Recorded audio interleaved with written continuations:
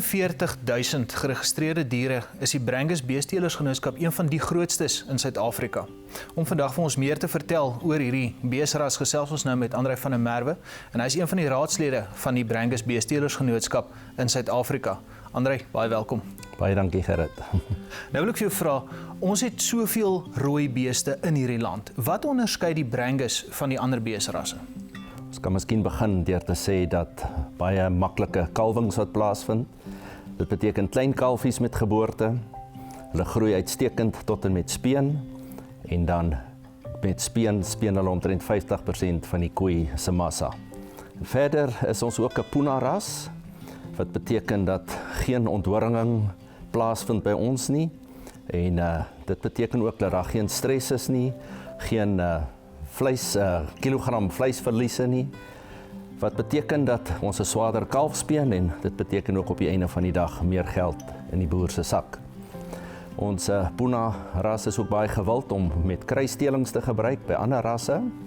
As jy byvoorbeeld Brangus Puna bul sou gebruik by enige ras wat horings het, dan sal 85% van die kalvers wat gebore word geen horings hê nie.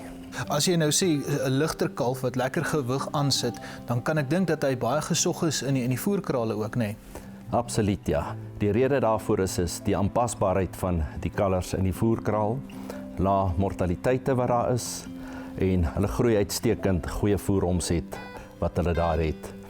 Die rede ook is omdat hulle baie goeie temperament het en geen horings het nie, is hulle baie gesog in die voerkraal en hulle is kalm en groei uitstekend. Jy het net nou gepraat van die bulle wat baie gewild is onder kruisdeling, maar ek dink ons kan ook nie die vroulike diere vergeet nie. Dis natuurlik een van die sterkpunte van die Brangusse. Wat maak hierdie vroulike diere van die Brangus beesteras so uniek, so sterk? Ons het 'n moederlyn ras, wat beteken dat hulle is hoogs aanpasbaar in enige omgewing, plaaslik sowel as internasionaal, en dit maak dit vir ons 'n wennerbees. Weereens die temperament wat die koeie het, maak dat hulle hoogs vrugbaar is, goed aangepas is, 'n uitstekende interkalfperiode handhaaf en 'n kalf goed groot maak, baie goeie moederseienskappe wat hulle besit. Nou natuurlik hierdie tyd van die jaar, hierdie seisoen is nasionale veilingstyd vir al die beesterasse. Vertel ons 'n bietjie meer van julle sin, wanneer vind hy plaas, waarna kan ons uitsien? Uitstekende veilings om na uit te sien.